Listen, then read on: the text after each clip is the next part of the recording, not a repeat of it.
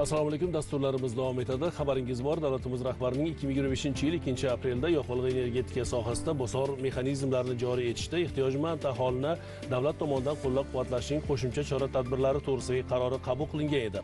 Mazkur hujjatga ko'ra ijtimoiy himoya yagona reyestri va kambag'al oilalar reyestriga kiritilgan ehtiyojmand oilalarga isitish mavsumida bir martalik 1 million so'm miqdorida moddiy yordam ajratilishi ko'zda tutilgan. Yordamning maqsadi qish mavsumida aholining ijtimoiy himoyasini kuchaytirish va kam ta'minlangan oilalarning issiqlik xarajatlarini yengillashtirishdan iboratdir.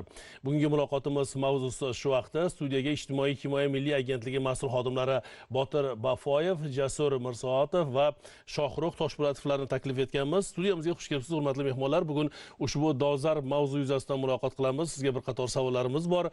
Ijtimoiy himoya yo'nalishida mamlakatimizda olib borilayotgan ishlar, yangi loyihalar, bugungi islohotlar haqida sizning fikringiz juda ham muhim. Isitish mavsumida ehtiyojmand oilalarga 1 million so'mdan moddiy yordam berish qaysi omillar asosida qabul qilindi? Bunday ijtimoiy yordamning bugun qanday ahamiyati bor? Marhamat. Boya ta'kidlab o'tganimizdek, muhtaram prezidentimizning 134-sonli qarorlariga muvofiq aholining ehtiyojmand qatlamiga 2025-yil hamda 2026-yil isitish mavsumi uchun bir martalik moddiy yordam to'lash tartibi belgilangan. Ushbu moddiy yordam pullari asosiy omillari shundan iborat, ya'ni 2025-yil may oyidan boshlab yoqilg'i energetika resurslarining narxlarining oshib borishi omili sabab bo'ldi. Bundan tashqari aholining ehtiyojmand qatlamini, turmush tarzini yaxshilash, ularni ijtimoiy hayotini qo'llab-quvvatlash maqsadida shu qarorga muvofiq shu to'lab berilishi belgilandi. Jasur, marhamat, mana shu mavsumda ehtiyojmand oilalarga 1 million so'mdan moddiy yordam beriladi. Bu qaysi omillar asosida bugun qabul qilinyapti bu qaror va kimlarga berilyapti? Hozir jarayon qanday kechyapti? Hozir yuqorida hamkasbimiz aytib o'tgandek, bu bir martalik beriladigan moddiy yordam asosan o'sha ijtimoiy himoya yagona reyestri ro'yxatga kiritilgan oilalar, bundan tashqari kambag'al oilalar reyestriga kiritilgan oilalar hamda ikkala reyestri 40% miqdorida mahalla yettilik xulosa asosida shakllantirilgan ro'yxatga asosan jami respublika bo'yicha 1 million 162 ming oila ehtiyojmand oila ro'yxati shakllantirildi. Bunda o'sha mahalla xulosasi asosida qo'shimcha shakllantirilgan ro'yxatga asosan o'sha oilada boquvchi yo'q oilalar, ya'ni ehtiyojmand bo'lgan, nogironligi bo'lgan oilalar yoki bo'lmasam o'sha oilada og'ir kasallikka chalingan oilalar yoki bo'lmasam o'sha boquvchi chet elda bo'lgan migrant, kam daromad oluvchi oilalar hisobga olinadi. Bundan tashqari yana o'sha vaqtincha ishsiz bo'lgan yoki bo'lmasam yakka yolg'iz, o'sha og'ir kasallikka chalingan ehtiyojmand oilalar birinchi navbatda shu 40% ro'yxatga hisobga olib ro'yxatlar shakllantirildi. Ahamiyati bo'yicha ham gapirib o'tadigan bo'lsak, ijtimoiy yordam bu ahamiyati juda katta. Nafaqat iqtisodiy, balki ijtimoiy barqarorlik va aholi farovonligini oshirishda ham katta ahamiyat kasb etadi. Misol uchun, ehtiyojmand aholini moliyaviy nimasini qisqartirishda ham katta ahamiyat, xarajatlarni qisqartirishda ham muhim ahamiyat kasb etadi. Misol uchun, qishki mavsumda boshqa mavsumlarga nisbatan isitish, dori-darmon, oziq-ovqat, kiyim-kechaklarga xarajat ortadi. Bu bir martalik moddiy yordam kommunal to'lovlarni to'lashga qoplab bersang, boshqa xarajatlarni o'zi to'laveradi. Bu qisman yordam.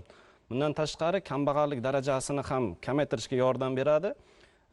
To'g'ri, bu bir martalik moddiy yordam doimiy daromad manbai hisoblanmasa-da, aholining daromadi va xarajatlar o'rtasidagi tafovutni qisqartirishga ham anchagina hissasi qo'shadi.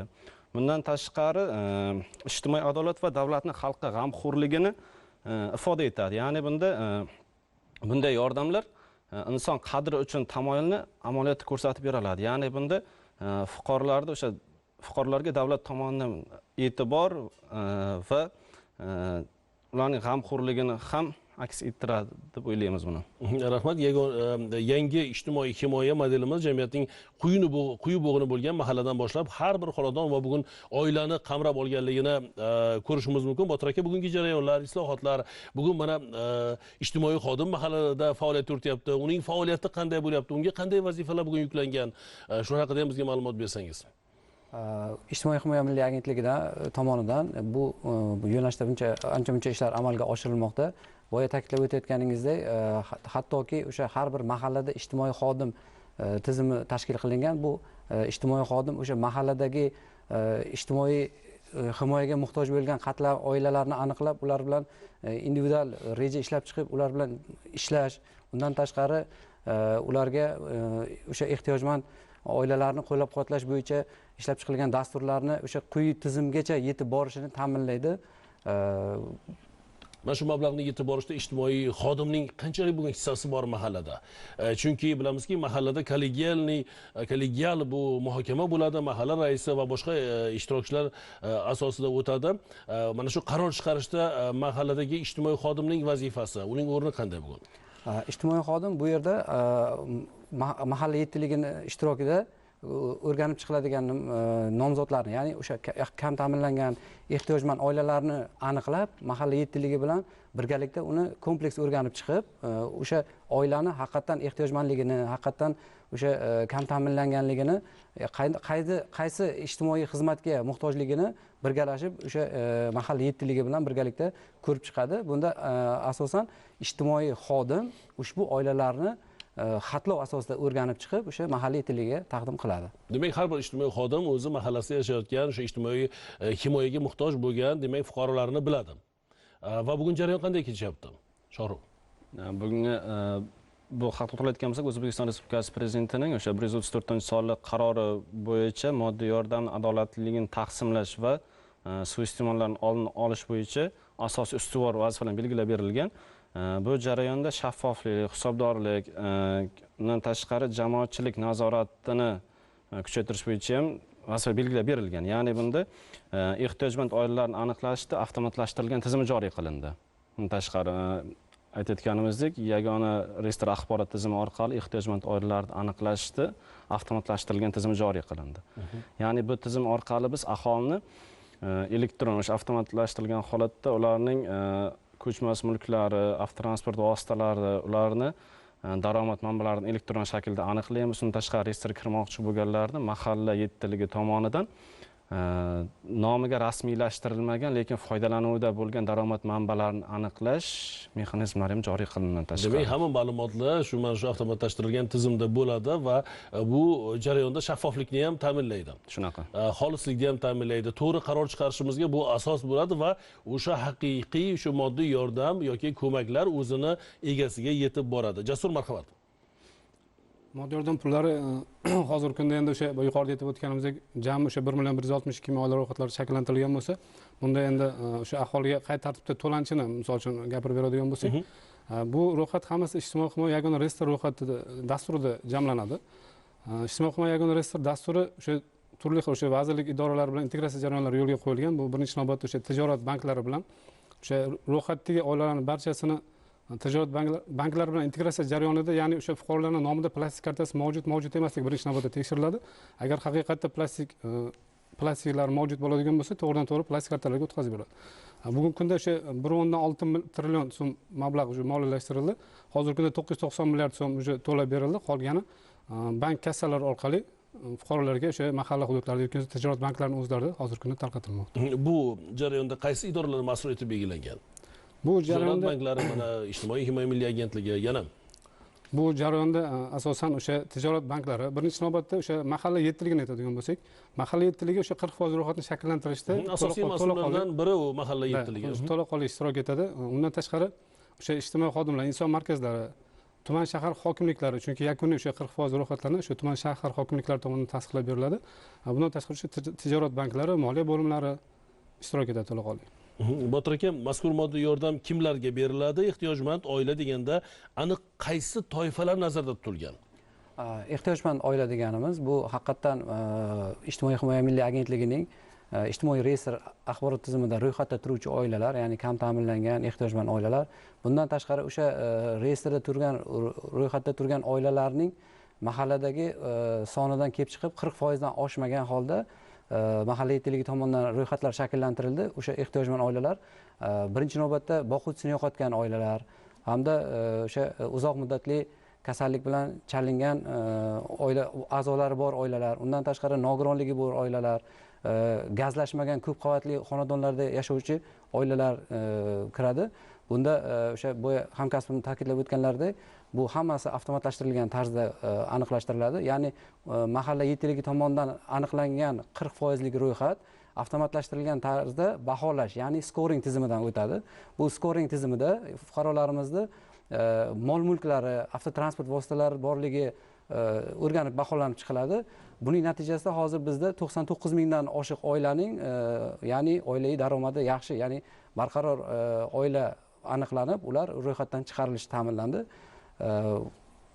Ular demak moddiy ahvoli, bugungi sharoitlari, imkoniyatlari, endi ko'p mahallalarda bilamizki, bugun kambag'allikdan chiqarishga juda katta bir harakatlar qilinyapti. Ya'ni hamma idoralar, mas'ul idoralar hamkorlikda yoshlarimizni ayniqsa bandligini ta'minlash, oilalarga daromad olib kirish, oila a'zolarini bandligini ta'minlash ustuvor vazifalardan biriga aylangan. Qolaversa, tadbirkorlikni rivojlantirish deymizmi, ishlab chiqarish. Masalan, mahallada tadbirkorlik agar tashkil qilinadigan bo'lsa, mana shu mahalladagi ishsiz fuqarolarni ish bilan ta'minlash imkoniyatlari bugun oshib boryapti va natijada xotin-qizlarimiz ham bandligi ta'minlanyapti, mahsulot ishlab chiqarish tashkil qilinyapti, uni turlari ko'payyapti, bozorlarimizni to'ldirishga harakat qilishyapti tadbirkorlarimiz va nihoyat asosiy maqsad demak eksport imkoniyatlariga ham sharoit bugun yaratilyapti mamlakatimizda. Bu inson qadri uchun degan tamoyilni bugun amaldagi bugun jarayonlarda ko'rishimiz mumkin va qanchalik bugun har bir insonga e'tibor berilayotganligini, har bir insonni turmush farovonligini yaxshilashga, uni sog'lig'ini tiklashga, uni oila a'zolarini baxtli yashashga qaratilayotgan e'tiborning namunasi deyish mumkin. Shohruh, marhamat, siz jarayondasiz. Ushbu ishlar haqida ham ma'lumot bersangiz, nafaqat moddiy yordam, balki bandligini ta'minlash, ularni sog'lig'ini tiklash, ularni boshqa ijtimoiy tadbirlarda ishtirokini ta'minlash bo'yicha qanday ishlar olib borilyapti? Birinchi navbatda o'sha hozirgi kunda bir martalik moddiy yordam tarqatilishidan oldin o'zimizda mahalla yettiligimiz tomonidan, ijtimoiy xodimlar tomonidan konvertlar va broshurlar tarqatildi. Bunda broshurlarda nimalar keltirilgan? Fuqarolarga o'sha bir martalik moddiy yordam kimlarga berilishi, sizga tayinlangan haqida xabarnoma beriladi. Undan tashqari kimlarga berildi bu? Undan tashqari elektr energiyani tejash bo'yicha ko'rsatmalar, qay holatlarda tejash kerak, qanaqa holatda tejashligi hammasi batafsil ko'rsatilgan bu haqda. Undan tashqari o'zimizda qisqa raqamimiz 1070 orqali ma'lumotlar olish kerakligi. Undan tashqariligi biz ijtimoiy himoya orqali qanaqa yordamlar ko'rsata olamiz biz.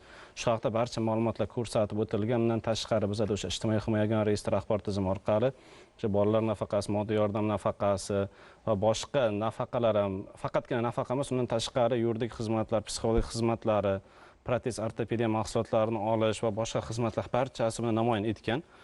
Shu ko'rinishda broshurlar hammasi butun O'zbekiston Respublikasi bo'ylab ma'lumotlar jamlangan. Demak, bu aholi shunda jamlanib tarqatish ham jarayonlari o'zi yakunlab qolindi. Bu jarayonlar o'sha bir martalik moddiy yordam tarqatishdan boshlangan.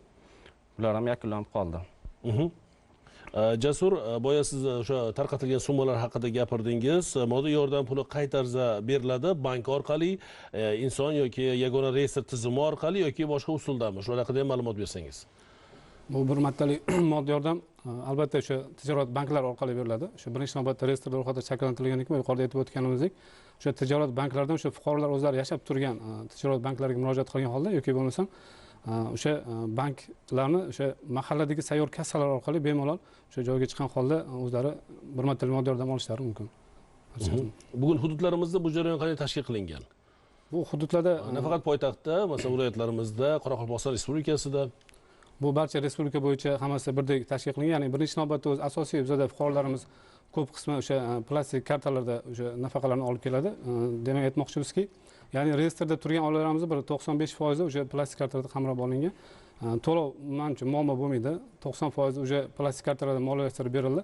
Qolgan naqd pulda oluvchi fuqarolarimizga o'sha tijorat banklariga yoki bo'lmasam o'sha mahalladagi sayyor kassalar orqali bemalol olishlari mumkin. Hisob kitoblarda adolatni ta'minlash, suiiste'mol holatlarining oldini olish bo'yicha qanday choralar ko'rilgan? Botir aka? Bu bo'yicha ahamiyat bo'yicha men to'xtalib o'tsam bo'ladi. Agarda bu bo'yicha ham boya aytganimizdek, o'sha prezidentimiz tegishli qarorlariga asosan bunda shaffoflik, hisobdorlik, undan keyin jamoat nazoratini ta'minlash bo'yicha ham bir qancha ishlar amalga oshirilgan. O'sha aytganimdek, hamma o'sha biz aniqlaydigan ehtiyojmand oilalarda elektron avtomatlashtirilgan tizimni joriy qildik. Ya'ni buni inson omilini kamaytirish maqsadida, endi ertaga manfaatlar to'qnash yoki boshqa holatlar kuzatilmasligi uchun biz axborot tizimi joriy qilindi. O'sha tizim orqali barcha ehtiyojmand oilalar aniqlanmoqda. Bunda faqatgina nomiga rasmiylashtirilgan holatlar to'g'ri avtomatik tarzda aniqlanadi. Nomiga rasmiylashtirilmagan, biroq foydalanuvda bo'lgan daromad manbalari bo'lsa, mahalla yettiligi tomonidan shakllantirib beriladi ushbu ro'yxatlar. Siz jarayonda ishtirok etdingiz, etyapsiz va qanday bir mas'uliyatni his etyapsiz bugun? Albatta bu his qilishimiz kerak. Har bitta oilaga, ya'ni ehtiyojmand oilaga davlatning ijtimoiy yordamlari, ya'ni manzili yetib borayotganidan ko'rinib turibdi. Ya'ni bu hozirgi islohotlarni, qabul qilingan qarorlarning natijasida avvalgiga o'xshab umumiy moddiy yordamlar ajratilmasdan haqiqiy ehtiyojmand oilaga yetib borishi ta'minlanyapti, ya'ni manzilligi ta'minlanyapti.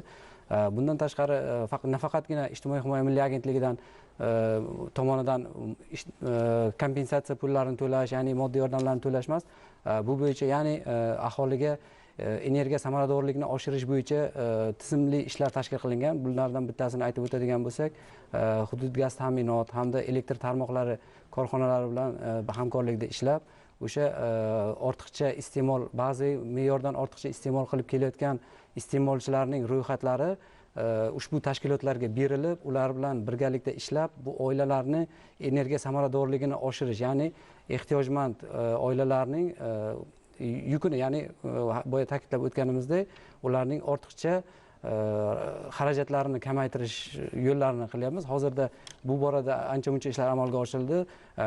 Tejamkor garelkalar qo'yib berish hamda uylarni o'sha izolyatsiyalash hamda boshqa yo'llar bilan isitish mavsumida elektr energiyasi hamda tabiiy gazga bo'lgan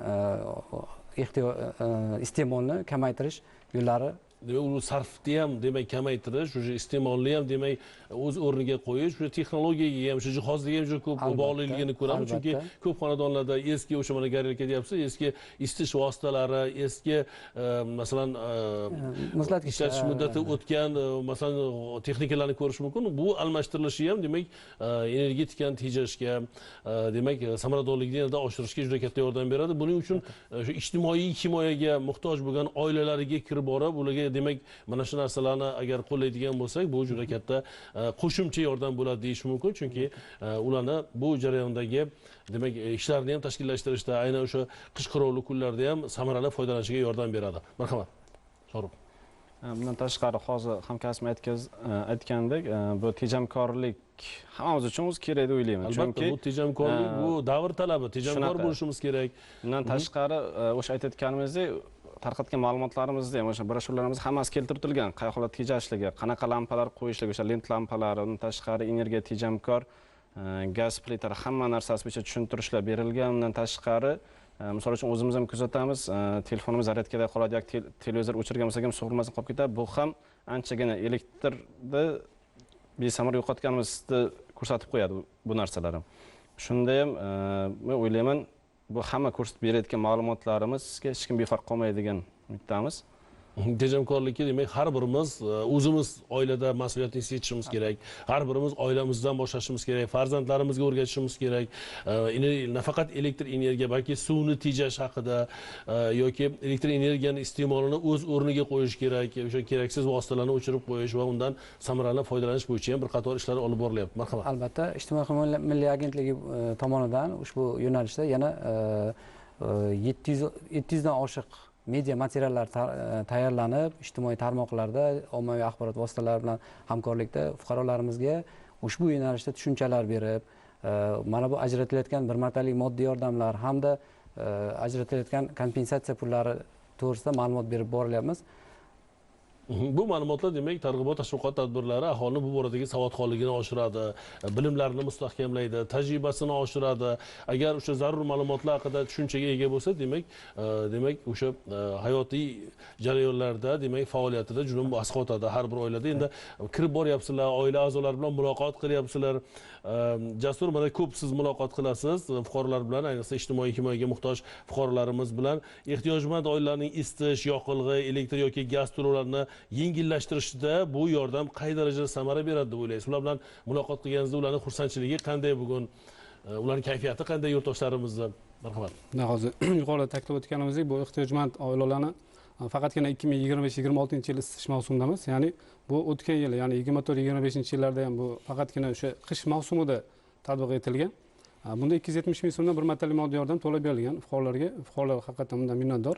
Mana muhtaram prezidentimizni o'sha 134-sonli qarorlarga asosan mana 2025-yil may oyidan boshlab 2027-yil 1-aprelgacha, ya'ni faqatgina isitish mavsumidamiz. Ya'ni qolgan oylarda ham o'sha fuqarolarga ba'zi belgilangan me'yordan oshgan qismiga o'sha davlat tomonidan kompensatsiya to'lab berish joriy etilgan.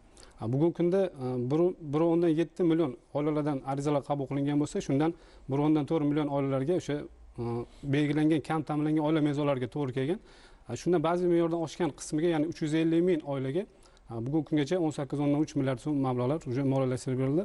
Bundan fuqarolarimiz juda ham mamnun. Iloji boricha o'sha yuqorida aytilgandek o'sha broshurlar tarqatdik. Har xil o'sha elektr energiya tejovchi vositalardan foydalanishga harakat qilmoqdalar.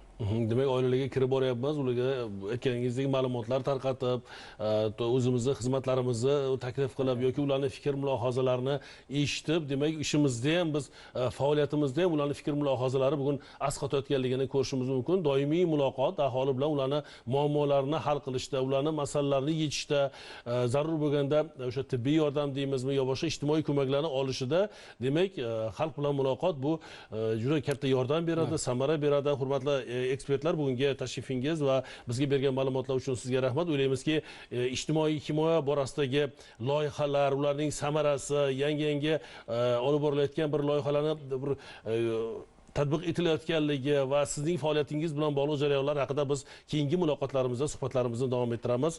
Hurmatli teletomoshabinlar, dasturlarimiz davom etadi. Eslatib o'taman, bugungi mehmonlarimiz Ijtimoiy himoya milliy agentligi mas'ul xodimlari Botir Bafoyev, Jasur Mirsoatov hamda Shohruh Toshpo'latovlar bo'ldilar. Dasturlarimiz davom etadi. E'tiboringiz uchun tashakkur. Xayr salomat bo'ling.